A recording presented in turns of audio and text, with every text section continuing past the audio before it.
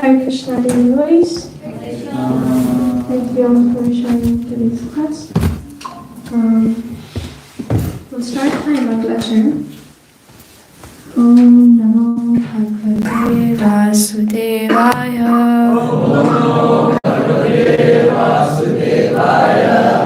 Om Namo Bhagavate Vasudevaya. Om Namo Bhagavate Vasudevaya. Om Namo Bhagavate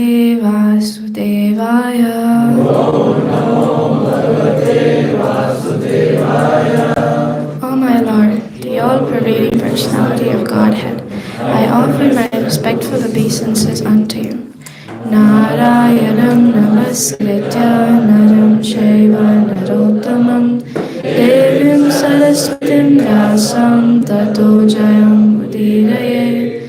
Before reciting the Srimad Bhagavatam, which is the very means of conquest, one should offer respectful obeisances unto the personality of Godhead, Narayana, unto Narayana Rishi, the supermost human being, and unto Mother Saraswati, the goddess of learning, and unto Srila Vyasadeva, the author.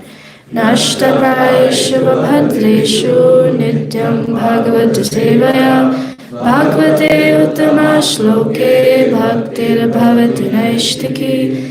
By regular attendance in the classes on the Bhagavatam and by rendering of service to the pure devotees, all that is troublesome to the heart is almost completely destroyed, and loving service unto the personality of Godhead, who is praised with transcendental songs, is established as an irrevocable fact. Om Jnanatimirandhasya Jnananjana Shalakaya Chakshurunmilitam Yena Tasmai Shri Gurave Namaha. Darkest of ignorance. Master, open my eyes with the torchlight of knowledge. I offer my respectful obeisances unto him.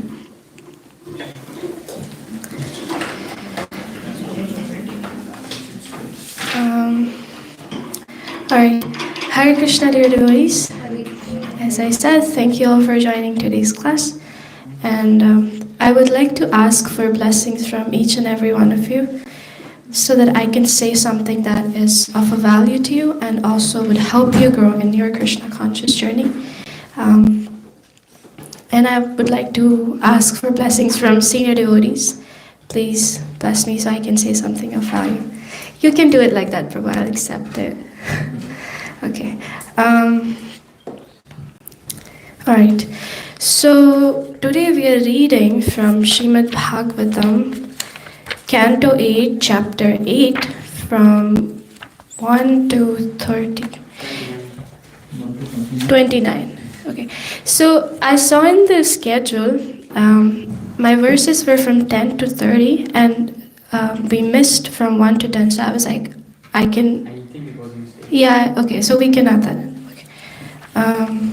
Yeah. So, Prabhu. Text 1. Sukdev Goswami continued. Upon Lord Shiva's drinking the poison, the demigods and the demons, he went the ocean renewed. As a result of this, there is a calm Great sages who were completely aware of the Vedic ritualistic ceremonies took charge of that cervicals, which produced all the yogurt, milk, and ghee absolutely necessary for offering oblations into the fire. They did this just for the sake of pure ghee, which they wanted for the performance of sacrifices to elevate themselves to the higher planetary systems up to Brahmaloka.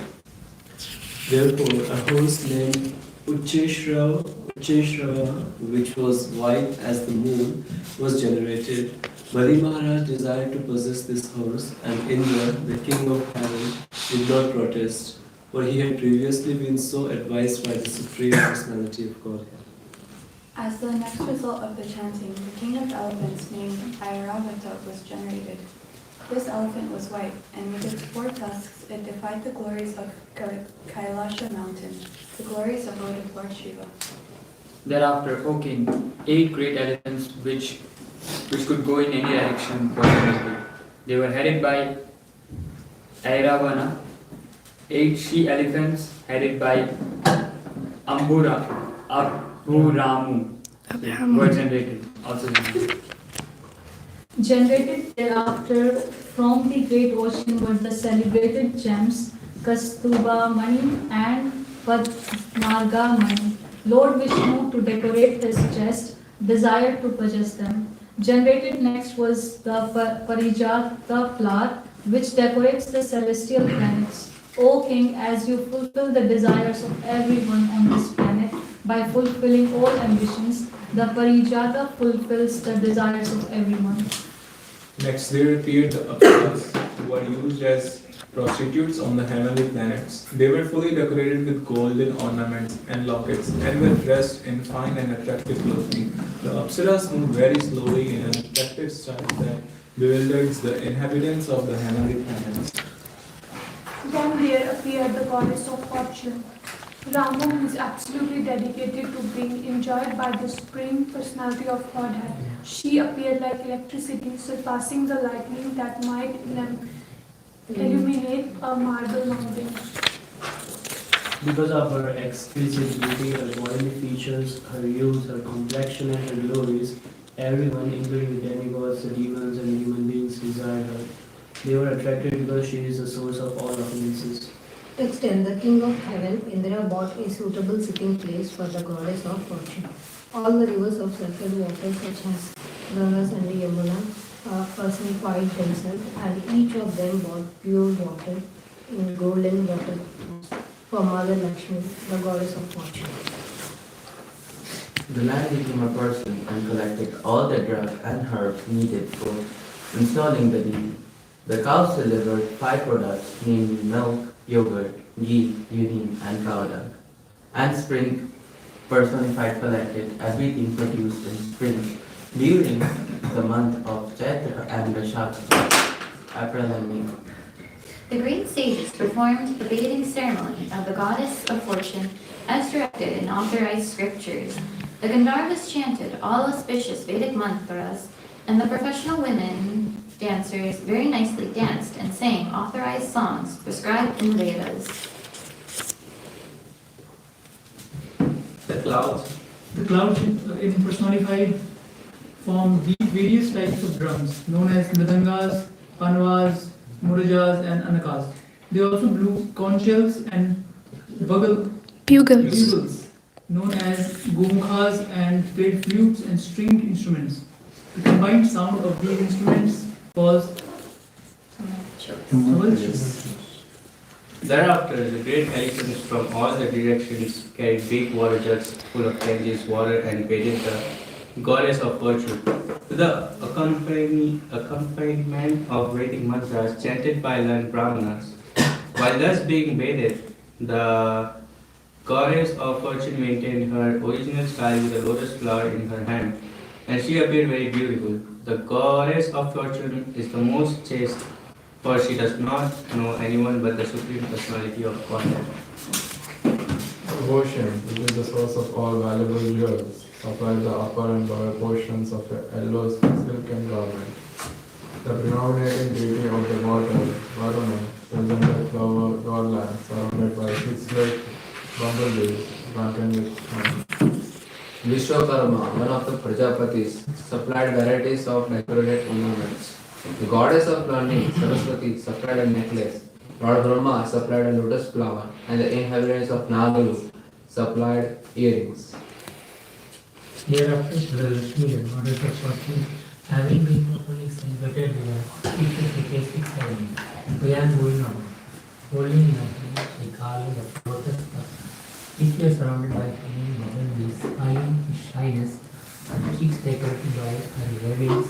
She looked extremely beautiful. The fruit grass, which were symmetrical and neatly were covered with sandalwood pulp and kunkuma powder. Her waist was very thin. As she walked here and there, tranquil bells jingling softly, she appeared like a creature of gold.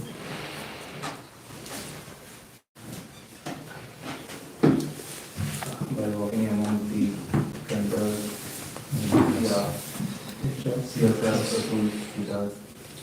Charan and of heaven, Lakshmi Devi, the goddess of the fortune, was scrutinizing them, but she could not find any issue, even with the all gods.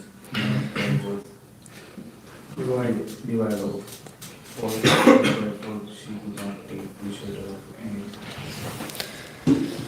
The goddess of fortune, the goddess of fortune examining the assembly thought in this way. Someone who has undergone great austerity has not yet conquered anger. Someone possesses knowledge, but he has not conquered material desires. Someone is very great personality, but he cannot conquer lusty desires. Even a great personality depends on something else. How then can he be the supreme controller? Someone may possess full knowledge of religion, but renunciation, but that is not the cause of liberation. Someone may possess great power and yet be unable to take the power of eternal time. Someone else may have renounced attachment to the material world, yet he cannot compare to the Supreme Personality of Godhead. Therefore, no one is completely free from the influence of the material modes of nature. X22. Someone may have longevity but not have auspiciousness or good behavior. Someone may have both auspiciousness and good behavior, but the duration of his life is not fixed. Although such demigods as Lord Shiva have eternal life, they have inauspicious habits like living in crematoriums. And even if others are well qualified in all respects, they are not devotees of the Supreme Personality of Godhead. Sukdev Goswami continues. In this way, after full deliberation, the goddess of fortune accepted Mukunda as her husband, because although he is independent and not in want of her, he possesses all transcendental qualities and mystic powers and is therefore the most desirable. Approaching the Supreme Personality of Godhead, the goddess of fortune placed upon his shoulders the garland of newly grown lotus flowers, which was surrounded by humming bumblebees searching for honey. Then, expecting to get a place on the bosom of the Lord, she remained standing by his side, her face smiling with happiness. The Supreme Personality of Godhead is the Father of the three worlds, and his bosom is the residence of Mother Lakshmi, the goddess of fortune, the proprietor of all opulences. The goddess of fortune, by her favorable and merciful glance, can increase the opulence of the three worlds, along with their inhabitants and their directors and demigods. The inhabitants of Gandharva and Charana then took the opportunity to play their musical instruments, such as conch shells, bugles, and drums. They began dancing and singing along with their wives. Text 27. Lord Brahma, Lord Shiva, the great sage Angira, and similar directors of universal management showered flowers and chanted mantras, indicating the transcendental glories of the Supreme Personality of Godhead. All the demigods, along with the Prajapatis and their descendants, being blessed by Lakshmiji's glance upon them, were immediately enriched with good behavior and transcendental qualities. Thus they were very much satisfied. Okay, because of... last one. Yeah. Okay, sorry. Okay, because of being neglected by the goddess of fortune, the demons and rakshas were depressed, bewildered and frustrated, and thus they became shameless. Alright, so we're focusing on text 9.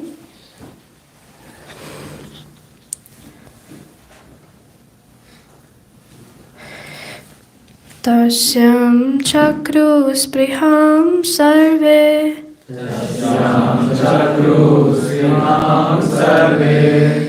Sasurashura manava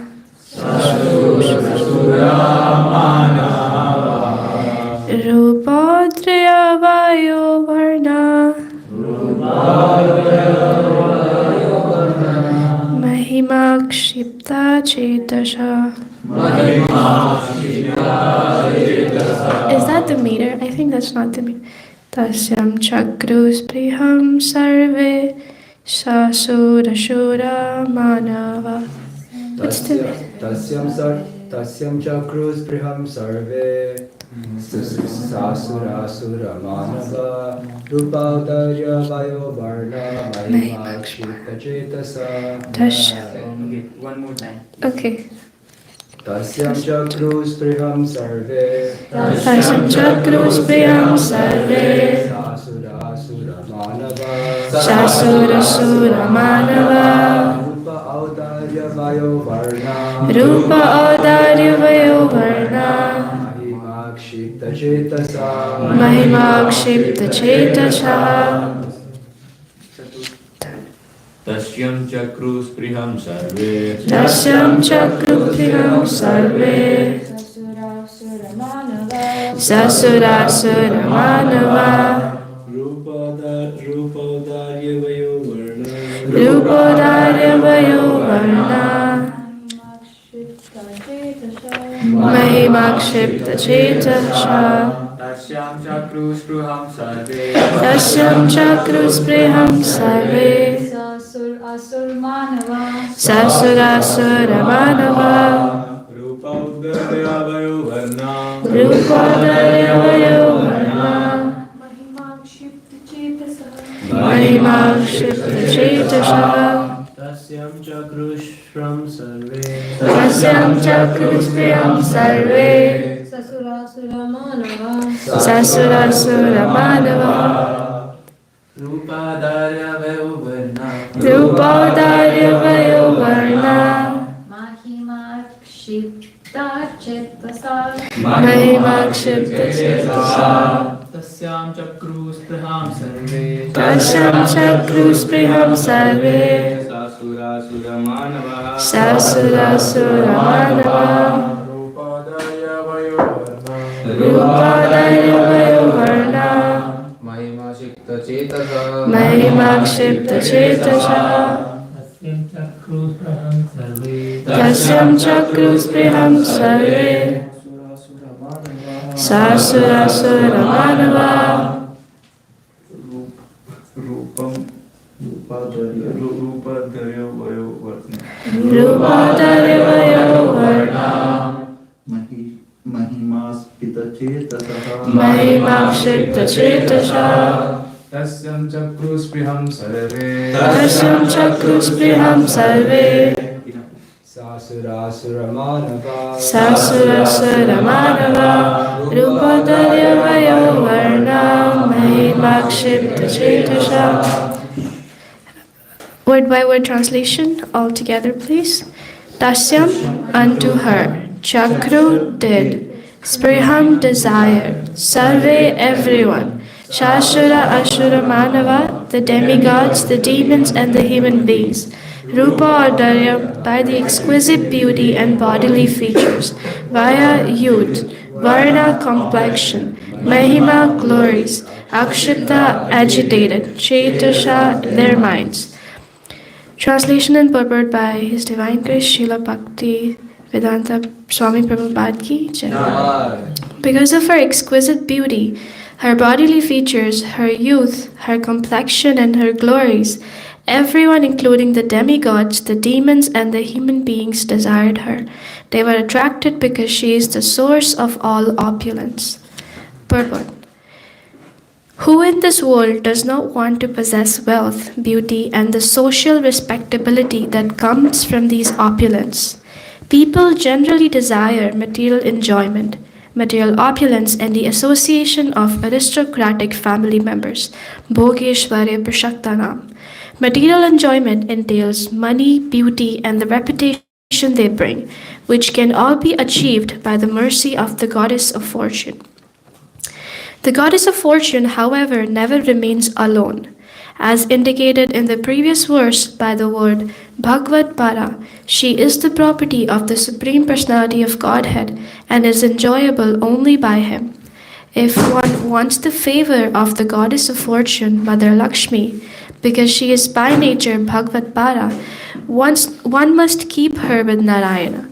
The devotees who always engage in the service of Narayana, Narayan Parayana, can easily achieve the favor of the goddess of fortune without a doubt.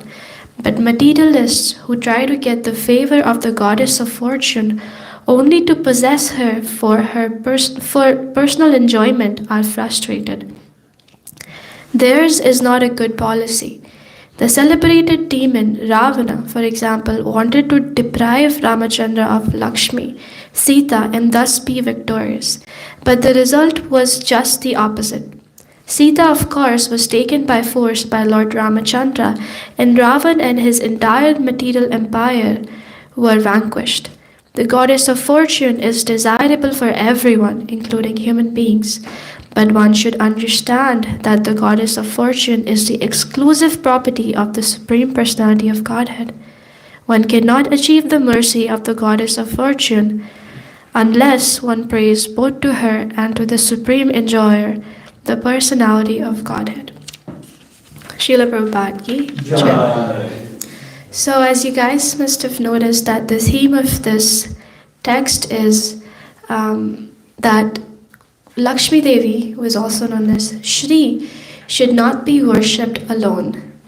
And she does not favor anyone who tries to separate her from her Lord or her husband, right? And when Shri is not used in the service of Krishna, it brings forth illusion in life, and ultimately it causes the downfall of the individual, right? And but Prabhupada writes that the devotees who are engaged in the service of Krishna, they automatically, without any doubt, achieve the favor of Goddess Lakshmi, unless the materialists who try to possess her for material enjoyment. And so we will be talking about these topics. So I heard that, I think one time before Vishaka was giving a class, and she made a point that Mother Lakshmi is happy when we try to bring forth the union of Mother Lakshmi and Lord Narayana, right? Any wife likes to be in the association of her husband, right? So if we try to serve Lord Krishna using Mother Lakshmi, then Mother Lakshmi is happy, and also the Lord is happy, right? And then as Prabhupada writes that Mother Lakshmi, she is favored by she favors all the devotees. Like as we saw in the last text, Prabhupada writes that Mother Lakshmi glanced upon all the demigods, and they automatically were enriched with good qualities and transcendental qualities just by her glance. But the demons who were not desired by Mother Lakshmi, who want to use Mother Lakshmi for their sense enjoyment, actually were frustrated and they became shameless. So we have established the fact that Lakshmi Devi brings forth auspiciousness when used in service of Krishna, right? But otherwise it brings illusion. So my question is, what is the reason of that illusion? Why does that illusion come? Does that illusion come in the form of Maya? Mahamaya, Lord Shiva's wife, or how does that illusion come? Yeah, so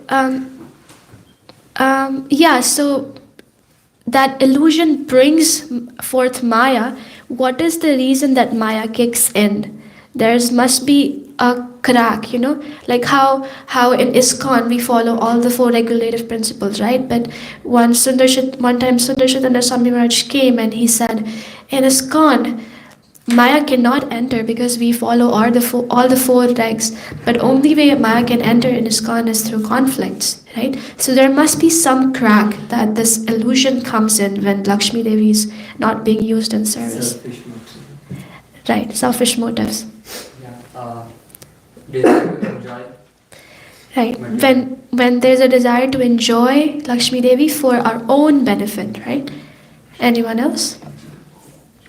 Okay, so the reason why that illusion comes is because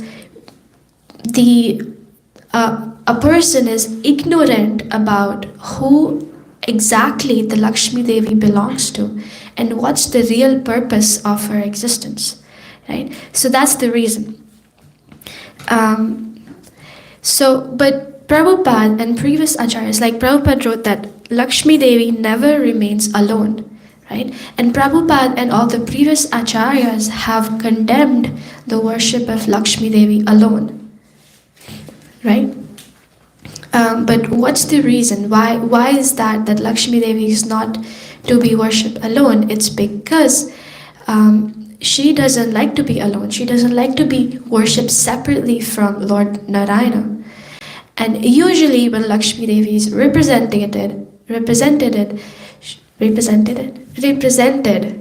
she is represented as someone who is showering gold coins, and she's depicted with someone who gives forth a lot of material enjoyment and especially money, right? So she's considered as the goddess of wealth. But seeing her like that and worshipping her for material wealth is condemned. Not that the worship is condemned, because we see in the translations that we just read, everyone is trying to offer something to Lakshmi Devi, right? Someone is bringing her garland, someone is bringing her a throne. So she is being favored, but not for the own material enjoyment. So that worship is condemned. So the real purpose of Lakshmi Devi is not to increase the material propensity of the worshipper. So, but to offer, her real purpose is to offer benedictions to the worshipper, so that the worshipper can serve her Lord with opulence. So she gave opulence to the devotees of the Lord, so that devotees of the Lord can serve her Lord with opulence. Right? So, and then when she sees that you're bringing forth her union with her husband, then she is happy. And then Krishna is also happy. And when Krishna is satisfied, everyone is happy. So her real purpose is to serve her Lord, serve the devotees of the Lord. Her real purpose is to serve the Lord and to serve the devotees of the Lord to serve the Lord. Does that make sense? Yes. Okay. Can you say one more time? So her real purpose is to serve her Lord and also to serve the devotees of her Lord to serve the Lord. Right? Okay. And who she belongs to? She belongs to the Supreme Enjoyer, the Supreme Personality of Godhead, Krishna. Now, when people don't understand the real purpose and who it actually belongs to, that's when it brings forth illusion. And then the person starts getting influenced by the three modes of material nature and forgets Krishna. Right? So then, what are the effects? So we discussed about the cause of why that illusion comes, right? So once that illusion comes, what happens? What happens in the life of that person? What doesn't happen? Yes. So how does it like the life looks like? It feels like I am the controller, I am the God. Yeah, there's a lot of pride that kicks in, that I am this, I did this, right? What else? There's a lot of frustration because they are trying to enjoy something and they are not able to get that satisfaction. Exactly. So that's what Prabhupada writes, like, unlike the materialist who try to get the favor of goddess of fortune only to possess her for material enjoyment, are frustrated. So I've seen it personally that materialists sometimes, like even in terms of getting a position at work or just getting anything done in life, they have to do double the amount of effort sometimes to reach there, right? And even then, the success doesn't come. But sometimes devotee, when he is favored by Krishna, right? Even though the minimum amount of efforts are put, if that work is in Krishna's service, sometimes it's automatically flourished. Not that I'm saying that we need to put less efforts, but I'm just talking that materialists are always frustrated in this term. That even if they put a lot of efforts, if they're not able to fulfill what they want to do for their own sense enjoyment. But when a devotee is favored by Krishna, he or she is trying to do something for Krishna's service. When Krishna favors, sometimes we say, oh, the luck of that person is very strong. There's nothing called as luck. It's called Krishna's mercy. Right. Now, so we've been studying in Bhagavad Gita, and this is our verse that we have to speak in the test also on the coming Saturday and Sunday. So I would like to ask, who can recite 2.44?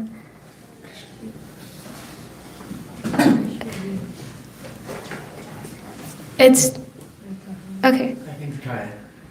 Yogeshwara Prathanam, Svaraparthasatitanam, Vyavasyatmika Buddhi, Samadho Navidyate. Yeah, that's right. Haribol. So Prabhupada talks about what happens to the person who are closely attached to sense enjoyment.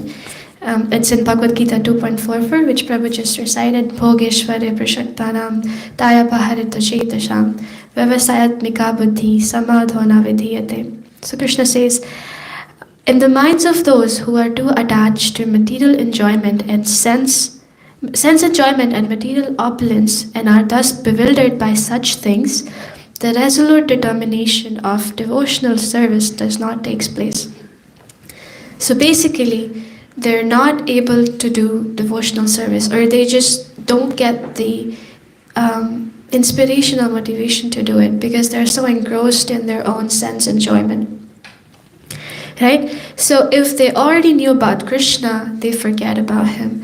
Or if unfortunately they had no idea about Krishna, now they go more farther and farther and get entangled into the ocean of birth and death. Right? Now at this stage, Maya takes charge, right? And the person starts getting influenced by the three modes of material nature. And when Maya takes charge, there are endless possibilities of fall down. Right? And as soon as Krishna is out of the picture, everything gets messy. Right? Do you have any examples of when people forgot Krishna and it was a messy ride? Bharat Maharaj, when he was attached to a deer, Krishna was out of picture and then Exactly. Yes. The Pandavas, when they were king. Oh my God, you guys have good examples. So Bharat Maharaj, who got too attached to the deer, and he had to take birth as a deer after because he forgot about Krishna at the end moment of his life, for which he was doing all these austerities for. And then Pandavas, Duryodhana, he had a mentor, his uncle, his name is Shakuni, right? So he took help of his uncle to play that gambling match, right? And then Pandavas, they knew that that match was not okay, and Krishna would not, agree with that match. So they had this propensity. They were like, okay, we're gonna play by ourselves, But Krishna says that, like, if you would have asked help from me at that time, none of this would have happened. If you would have reached out to me. So they forgot Krishna in that moment, and then all that happened after. Draupadi's disrobing, they were made slaves of Kuru dynasty, they had to go for exile, and a war happened. All that happened because they forgot Krishna. So, yes, and Prabhu, you had a point? Ajamil, yeah. So he was a Brahmana, right? He had knowledge about Shastras growing up, but then because of senses, he fell down seeing a man and a woman together in a forest, and then he fell into the whole thing about he married a prostitute. He had children with her. And at the end of their life, by his good karma or by whatever you can say, he was able to say the word Narayana. He got favored. But the point is that when people forget Krishna, fall down happen. Yes. When we read Mahabharata, the story is a little different maybe. They were mentioned like not forgetting Krishna, but they were still on the path of dharma, accepting the order of Dhritarashtra, despite they did not know how to play dice game. But Dhritarashtra wanted them to play. He forced them to play. Yudhishthira Maharaj mentioned several times that I am not kind of the right person to play such games. I have never been trained. And he asked everyone that not let me play this game, but again, Dhritarashtra wanted him to respect the king and the relationship. Just for the sake of that, he kind of joined that.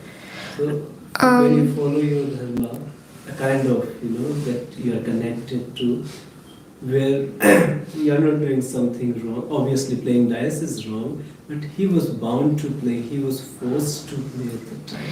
Actually, so when a Kshatriya is called for a challenge, he cannot deny it, right? So I understand the fact that Yudhishthira Maharaj did not deny it because it was his dharma. But then asking for help from a mentor was also his dharma. Like Arjuna asked for help from Krishna when they had to go to a war. So why wasn't it necessary for them to ask Krishna for help when they were also kind of challenged for a battle, be it of dice? At the same time, they were not doing sense gratification either. That was actually sense gratification. What were they gaining from it? He was doing it out of duty, as a matter of duty. He was at that point. But they added the aspect of getting or receiving something in return. If they had to do it only for the sake of challenge, then they should have played without putting stakes of themselves or Draupadi. That was wrong. Till the point they were betting small. I don't know. They shouldn't have. I actually don't have enough knowledge on this. I'm sorry. I don't think I should comment. But I understand that he took the challenge. But asking help from Krishna was the right thing that they should have done at that point. Yeah. Just to add on this thing, I think I was hearing this on in Amrita Prabhu's lecture. He actually mentioned that, like, when the other party, like the Duryodhan side, they were about to play, they said like, Shakuni will play by side. from my side. And when Pandavas were playing, they were supposed, like Krishna was saying, they could have even said once, like, Krishna is gonna throw the Dice by my side. So, but they did not choose. I'm not exactly sure the reason. I think they knew that they were, I don't know, maybe they're not doing the right thing and Krishna would not approve of it, but they wanted to still do it, so they did not call for Krishna.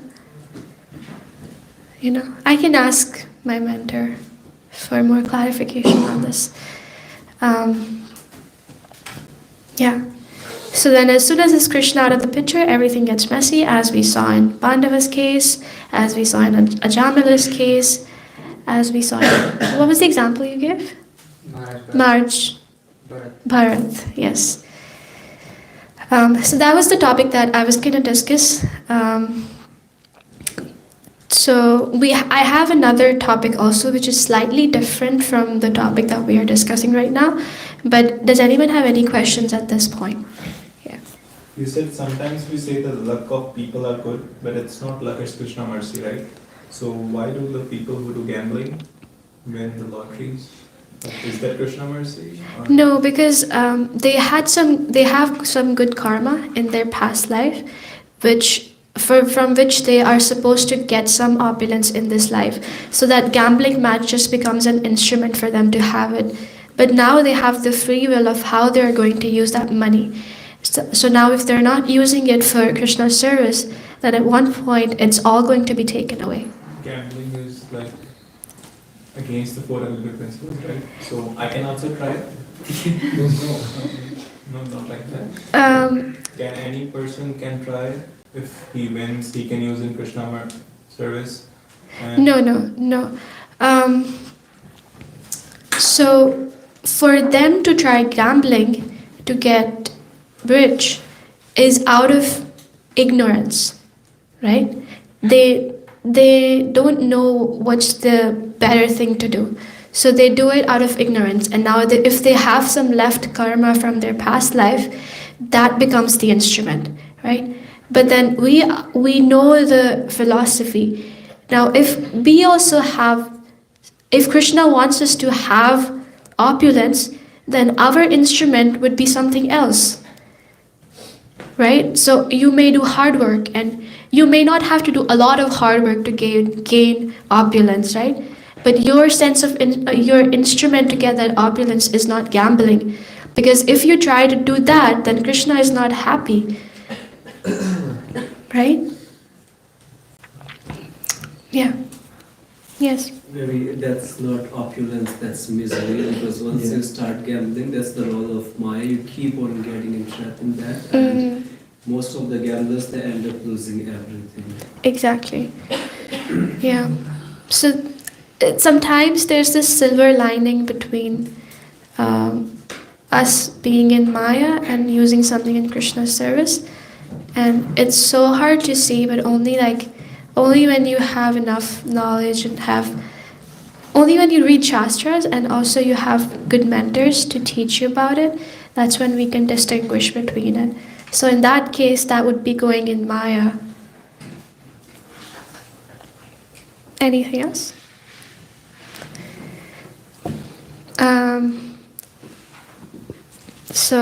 Okay, we have 5 minutes. I wanted to touch on this topic. So we see that you read all of the translations, right? And we see a lot of opulences coming out of the churning of the milk ocean, right? But the demigods, they're at peace because they're instructed by Krishna in the previous verses that we read in the chapter 6, 25th verse, like we read. When various products are churned from the ocean, you not be greedy for them or anxious to obtain them, nor should you be angry. Right? In Krishna, Lord Vishnu or Narayana instructed that to demigods. So they are at peace. They're not being greedy for everything that's coming out of the ocean, right?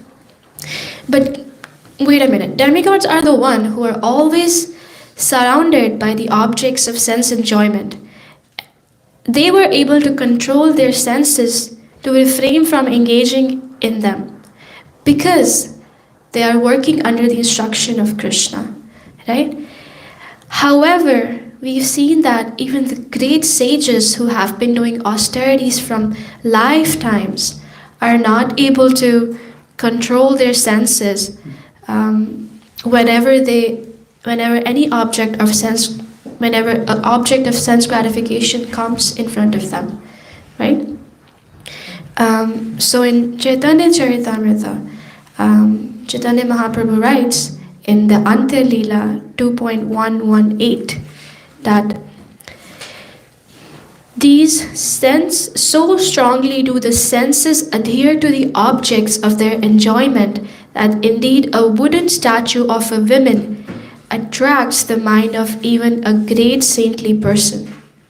Right? So we see that anyone who has been in austerities but is not serving the lotus feet of Lord Krishna, even if they're doing so many austerities, they're not able to control their senses.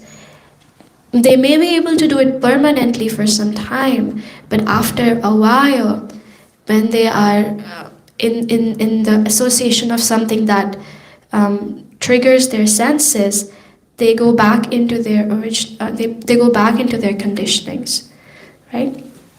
So, does anyone have any examples of any sages or saints who fall down from their position because they got attracted?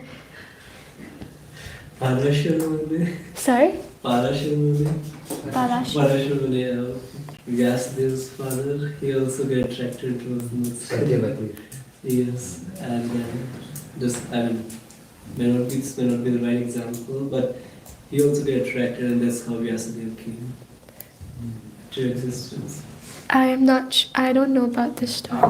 I think it was actually Krishna's plan, because Krishna came in his dream and instructed him to do this. So it was not out of lust. It was purposeful. So that is not a good plan. Yes.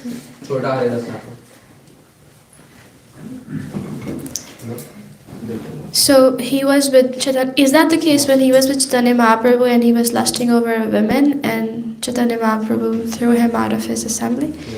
Okay. He just looked. Yeah. He just small thought. That's a good example. Vishwamitra was Yeah. So you see all these sages, and even Jaimini Rishi, who was a Vyasadev's disciple. So when one time he was writing down what Vyasadeva was saying him to write down, because Vyasadeva was trying to compile a scripture, and Vyasadeva told him to write down.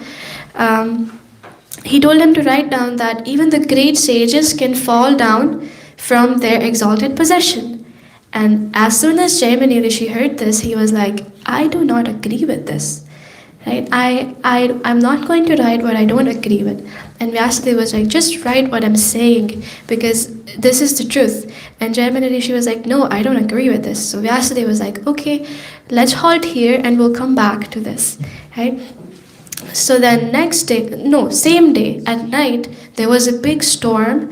And so Jaimini Rishi usually stays in the forest. So he was staying in the forest in a kuti, right? And then at night he heard the voice crying for help outside. And then he went outside. He saw a woman who was trembling, and she wanted a place to stay, somewhere to stay at. So then Jaimini Rishi offered her to stay in his kuti for the night. And he told her that you can stay here for one night, but do not go out if anybody calls you. Just stay here. Even if I call you, don't come out. So then Jaimini Rishi went back to sleep, but he could not sleep. He could not sleep because he kept thinking about the bodily features of the woman, which he saw because of the little bit of lightning flash in that storm. And then he was so agitated, he went down to the room of that women, and he started knocking it really like, open the door, and she was like, no, Jaimini Rishi has told me not to open it for anyone. And then Jaimini Rishi was like, no, it's me, open the door. And she's like, he told me not to open, even if it's Jaimini Rishi. And then he's like, no, open the door. And then after a while, the woman opens the door and he asks her to marry him. No. I think I heard a different story. So the lady will not open the door. Jaimini Rishi actually jumped from the roof. His guru actually. Wait, don't spoil the story, Prabhu. So he jumped from the roof and tried embracing that lady. So yeah, but I've read another version of it, so I'll tell you the one that I've read. Maybe you can. Yeah. So then she opened the door and he was like, I want to marry you. And she's like, oh wow, such a great sage wants to marry me. I'm ready, but first there's a temple of the Devi nearby. You have to put me on you and crawl down to the temple. And then Rishi was like, that's it? Okay, I'm okay. So that even in the storm, he went crawling down, asking her to sit on his back, asking her to sit on his back, and then he went to the temple, even though his hands and legs were like were getting injured by the thrones and stuff. But then when he went up to the temple, to the top, and then he's like, okay, now I can embrace her. And then he tried to embrace her. He saw a long beard. And then he's like, hold on, a beard? And then he saw her face, and then that was his guru, Vyasadeva. So Vyasadeva was like, now you understand what I meant to say? Even a great saint can fall down from his position. And that's when Jaimini Rishi was very ashamed and embarrassed, and he agreed with what Vyasadeva had to say. So, yeah, I would end at this point that even a great sage can fall down if he's not doing devotional service to Krishna. But on the other hand, when Haridas Thakur was in such a position, he was easily able to resist the attack of Maya. He even made the lady who was trying to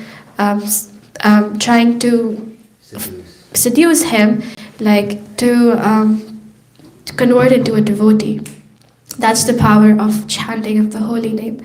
So let's end on the class by chanting Hare Krishna, Krishna Krishna, Hare Hare, Hare Rama, Rama Rama, Hare Hare. Srila Prabhupada ki jai. Granth Srimad Bhagavatam ki jai. Vanchakalpatarubhyaścha.